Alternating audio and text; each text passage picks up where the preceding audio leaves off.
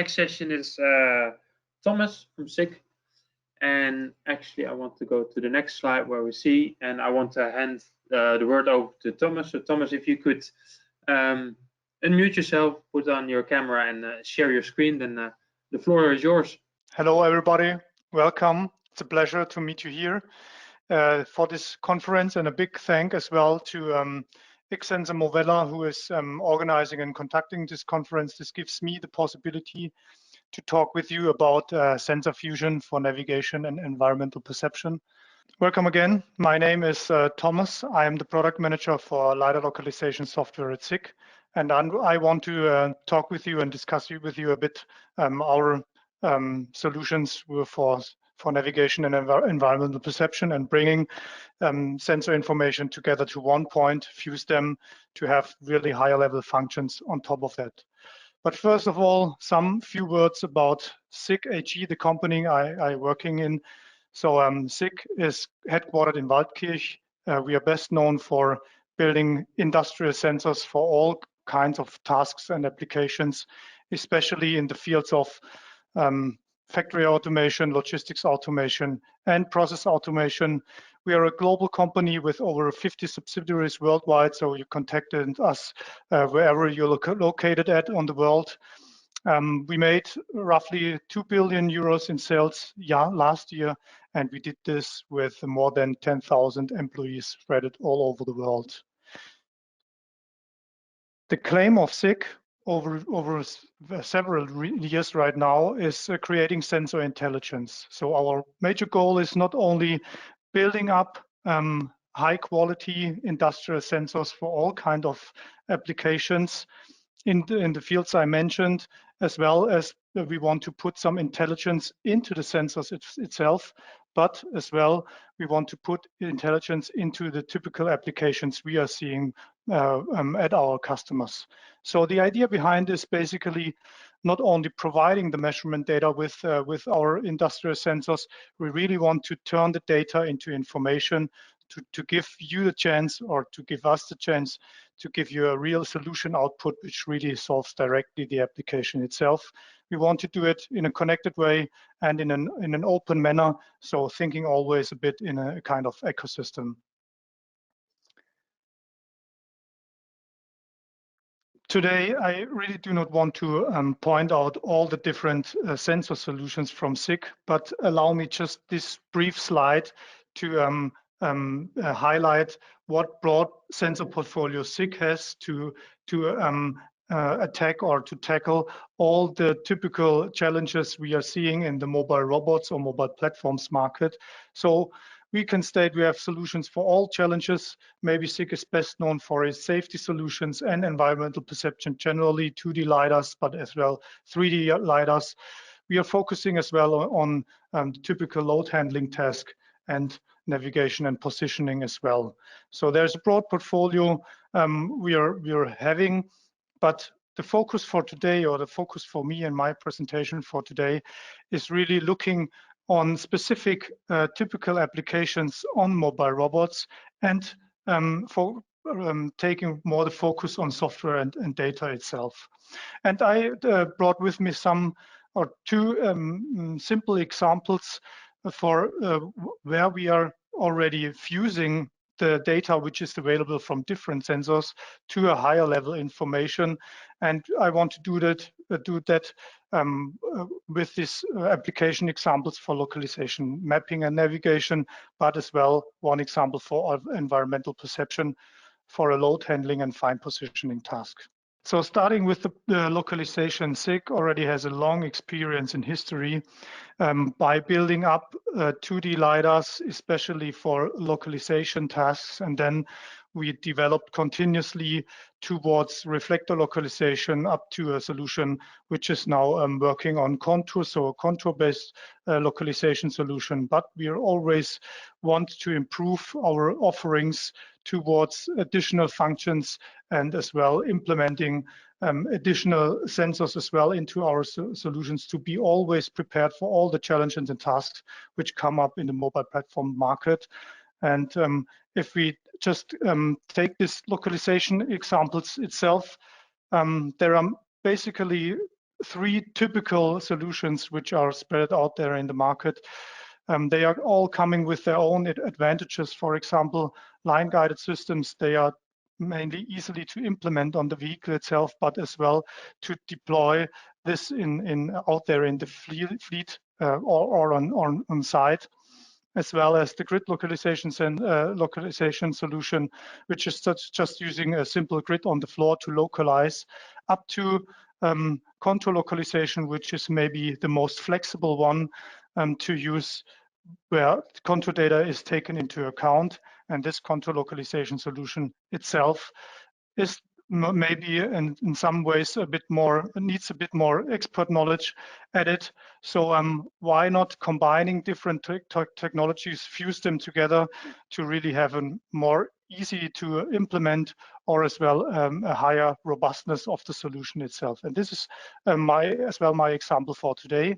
But first of all, I want to have a short look on the basic functional principle of LiDAR localization, so that we are all on the same level. What I want to talk about. So basically, we are taking the sensor data coming out of a LiDAR sensor, which is detecting the environment. This information is used for creating a kind of reference map. Then in the second step, during the localization task, we are comparing this measurement data coming from the LiDAR sensors with the reference map, and the software in this case is able to calculate the absolute position and output this to the second or third point to for a navigation or path control functionality of the vehicles. So this for the basics. And now, when we are thinking of fusing this information, contour localization could be seen as a base sometimes, but in general, the approaches or the idea is really to look on the systems on the market and how they are equipped with. And what we can see is that a lot of sensors are already on the vehicles itself, like we've seen in the previous presentation already, and we can use this existing information and data already and bring them together in one, let's say, integration and fusion layer. And SIG really want to as well help our customers and you to bring these information together in a simple and easy way to do the synchronization and to bring the data together to a point where we can then build higher level functions on it by application specific software solutions. For example, an easy example would be contour localization based on LiDAR sensors is already fusing this information with the data coming from the encoders. So speaking about encoders, motor feedback systems in terms of odometry, but as well, there are a lot of systems out there in the market which are still line guided or using grid localization, or maybe having additional sensors like ID readers already equipped. And we can use this information to just bring all the things together and make things more robust or maybe easier to implement. So this is the basic principle. And to maybe bring it more to a concrete examples, I brought two with me. The one is the virtual line navigation, like we call it, is a kind of feature extension package where we see a possibility to increase your productivity. And now I need to just switch over to the video just a second. So in this case, in the first example, we wanted to focus on line guided systems. So when still there are a lot of out there systems which are equipped with a line guidance sensor or a grid localization sensor, and for anti-collision, but mainly for safety reasons, they are as well equipped with a 2D LiDAR sensor. So we developed a software solution which is able then to record all the information which is available. So not only the contour information, as well record the physical lines and tags on the floor. And this is part of the map then, which will allow the software to output a kind of virtual line signal. And with this virtual line signal, we have then three major possibilities how we can use it. First of all, increase the productivity of existing systems. So the typical pain point for line-guided systems is because of wear and tear of the lines. They get damaged, and sometimes this will decrease the productivity dramatically. And the software allows then, or this software which is built on top, will allow to output a virtual line signal which acts like a real physical sensor. So it's just a second output with a relative pose information, which then allows the vehicles to just drive over any kind of defects in the line.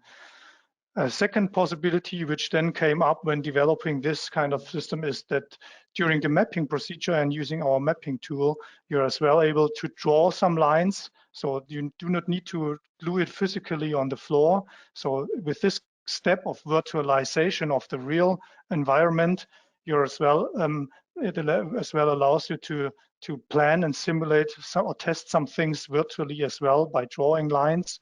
Or in this case, you as well can teach in some paths. So by moving the vehicle manually with a joystick or just by hand, so the line or the path can be taught in manually, and then it's part of the map, and the vehicle can follow this path with our virtual line signal. So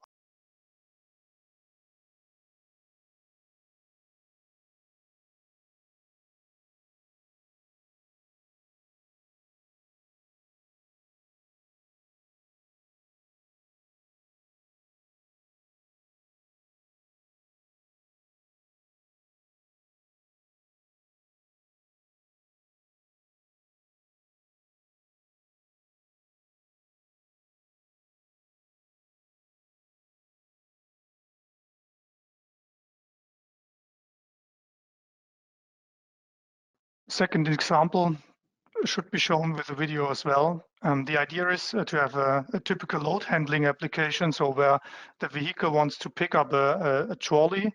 So the trolley is only one example, and we are using in this case the 2D LiDAR information coming from the equipped 2D LiDAR, and an additional 3D LiDAR which is equipped on the vehicle itself. And this allows the vehicle to have a better environmental perception, not only the 2D layer as well in the 3D layer. And we are fusing these two informations together, and mainly due to the fact that we want to detect this trolley or different types of this trolley very reliably and robust. And in the video, it would have been possible to show you that even if someone is moving in the field, so a human or something else is moving in the field of view of the 3D LiDAR sensor, we are still able to detect the trolley really robust and reliable. And this is due to that we are fusing the two data which are coming on the one hand side from the 2D LiDAR, and the second source will be the 3D LiDAR. And as well, a crucial point when you want to then position relative to this trolley would be that maybe at some point, or depending on how the 3D LiDAR device is equipped on the vehicle, maybe the trolley moves out of the field of view of the 3D LiDAR, and we will be still able to track the trolley even though not the full trolley is visible in the field of view of the 3D LiDAR. And this is the big major improvement by fusing the different informations together coming from the 2D LiDAR, in this case, and the 3D LiDAR, so that we have a more reliable detection at the first point, and as well being able to track the trolley during movement to really allow the vehicle to position quite precisely below the trolley in this case.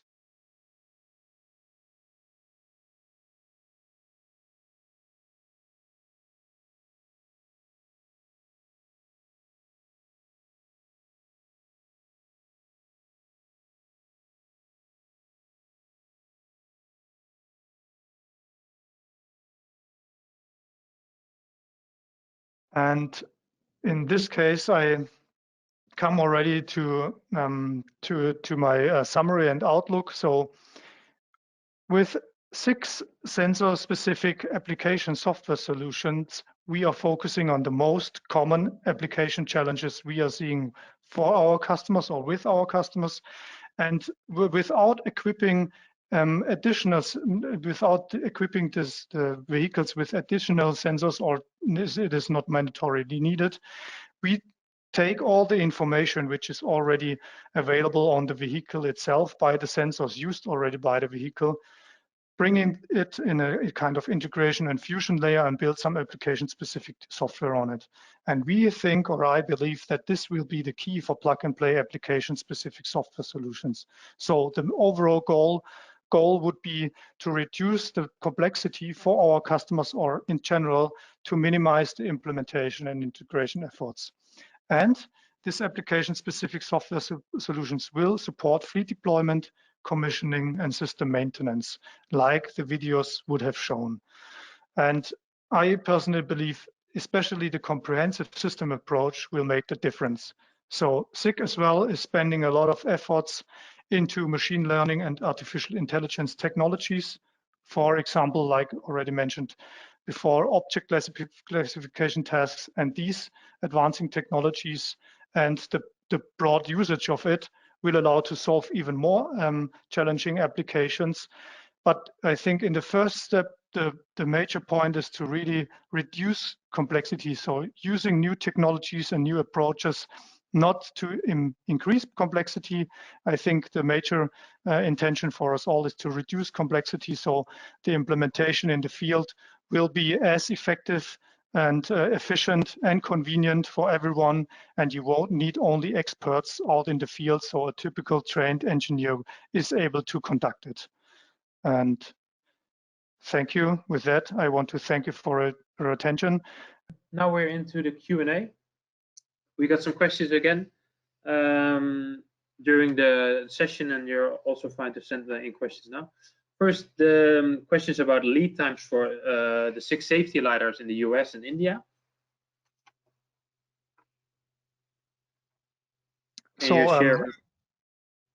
Yeah, I know that the situation maybe is a bit difficult in comparison to like it was in the past. It's just because of the sourcing situation overall in all industries and the market.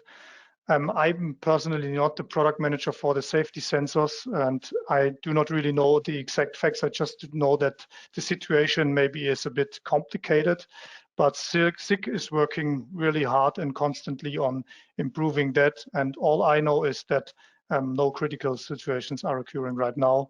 But yeah, maybe this needs to be addressed to the right channels to get a really clear and concrete answer, specific answer to this question. Okay, yeah, we can. We of course share it with you, and then you can hand it over to the right person. Then the question: this software comes with your dedicated hardware, or can we use it as a library on a vehicle's computer, for example, a ROS-based computer? Yeah, you can use it on a typical IPC or vehicle controller, like you already have it or want to use it.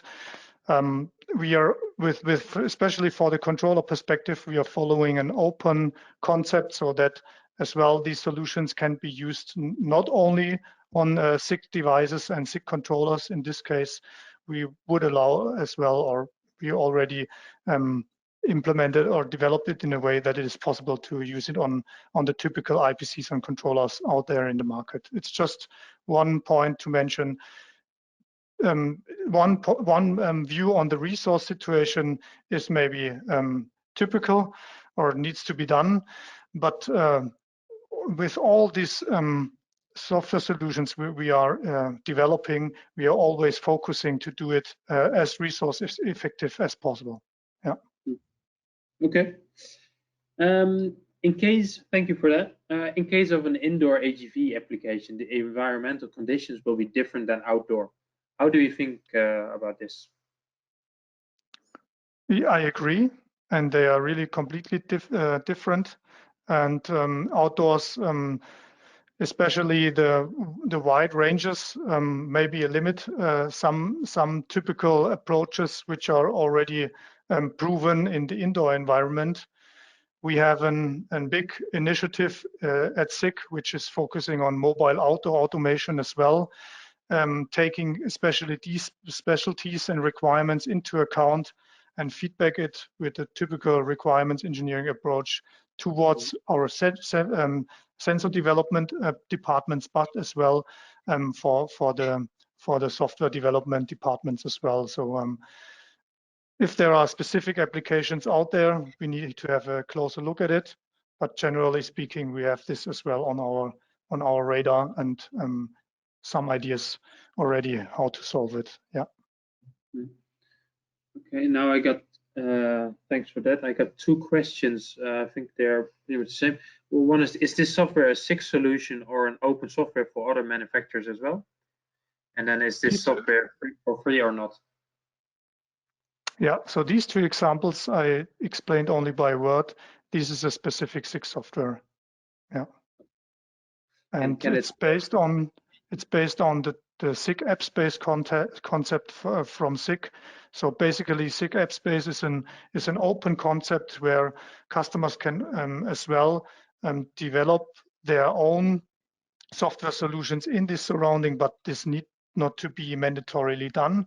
Our idea is with this capsuled software solution, we want to have a dedicated solution output which already solve one part or some parts of the applications, and others can then still stay by our customers and can be done in their typical way, and in this example maybe with ROS. Yeah. Okay, and I think it has some, it's close to the one, but does your solution require 6 sensors, or is it possible to use sensors from other brands as well? Yeah, so generally, as said, we are following this open concept, especially for controllers. This can directly be seen for these two examples. Maybe looking on the virtual line navigation, where we are using physical line sensors. And a lot of systems out there in the market are already equipped with any kind of sensor, and this sensor then can be inputted to our software solution. Where we are a bit more restrictive is by using the LiDAR sensors. This is just because of the contour localization solution. We need a really reliable and good and precise measurement database, and there we are allowing today only using SIG LiDAR sensors as an input. Yeah, it's depending a bit on how flexible as well we can be in our system approach, when always want to guarantee the best and most precise and accurate and reliable output. Results results to our customers. Yeah. That makes sense. Are you considering autonomy functions for mobile robots as well? Yes, we are. So maybe sometimes there is a differentiation between autonomy, so the vehicle itself is allowed to do decisions by themselves, and full automated tasks. So it's just dedicated what a vehicle needs to do, but it's fully optimized. And for today's perspective, we believe that for autonomy functions, these are more requested in the service robot segment, and maybe the full automated tasks are more requested in productive environments. But as we are focusing on both, or all the typical systems out there for mobile robots, we are looking on both directions and then adapting according to the specific requirement. Yeah.